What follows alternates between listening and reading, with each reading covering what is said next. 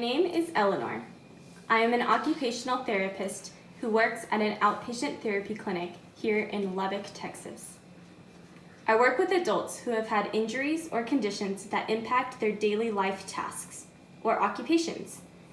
These occupations can include ADLs, or activities of daily living, like eating, bathing, dressing, and toileting.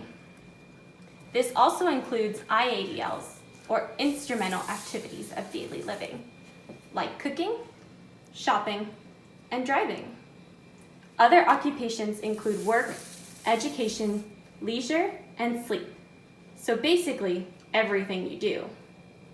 I want to tell you a story about why occupational therapy matters and how it can make dreams come true. The star of this story is Milton. I started seeing Milton this past May in my outpatient clinic after he was diagnosed with a left CVA.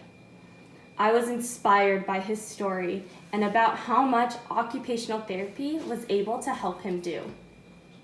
Milton is a 74-year-old man whose wife died about 15 years ago. After retirement and living alone for several years, he became a greeter at Walmart in order to fill his time. While working at Walmart, he met Rose, a 60-year-old woman who had lost her husband about 5 years ago. Rose would often go to the local Walmart to pick up groceries, and over time, Milton and Rose became friends. Each time Rose would visit, their talks would go longer and longer, and they grew closer and closer. They started taking long walks together in the nearby park to feed the ducks after Milton got off work. They even enjoyed meals together at their homes and at their favorite restaurant, Orlando's. For 8 months they dated, and Milton decided that he did not want their time together to end, so he went out to buy a ring to propose. 2 days before he planned on proposing, Milton suffered a stroke. He had a left CVA, which led him to have right hemiparesis, slight right hemianopsia, and slower and more cautious movements. Milton is right-handed and right-side dominant, which means he began to struggle with independence in ADLs, IADLs, preferred activities, and hobbies. He became upset when he realized he was unable to bend down on one knee and open the ring box on his own. Rose was very supportive of Milton and his needs, and she was willing to help him out in any way possible towards his recovery.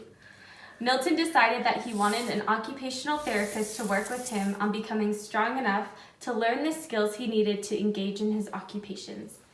He wanted to relearn how to drive, grocery shop with Rose, and dress himself independently.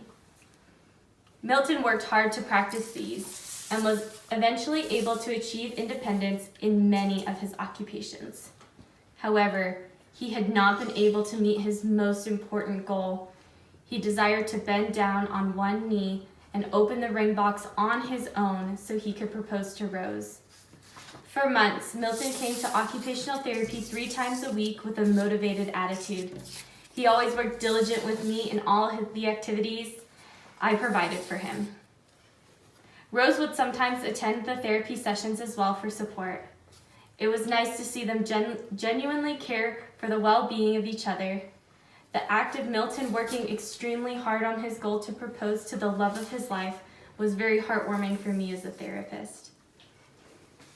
After months of therapy and practice, Milton was able to independently bend down on one knee and open the ring box. 3 days later, he took Rose to Orlando's for a romantic meal and was finally able to propose, with the answer being yes, of course. He came back to therapy next week and displayed unconditional joy of his accomplishments, the support he received from Rose, and thankfulness for me for helping him get there. 2 months later, Milton married Rose in an afternoon wedding in the park where they always spent their dates. The wedding was quaint and surrounded by close family and friends, and a few ducks too. Milton is a client that reminds me of how occupational therapy can make a significant difference in people's lives and make dreams come true, no matter the diagnosis, disease, injury, or situation.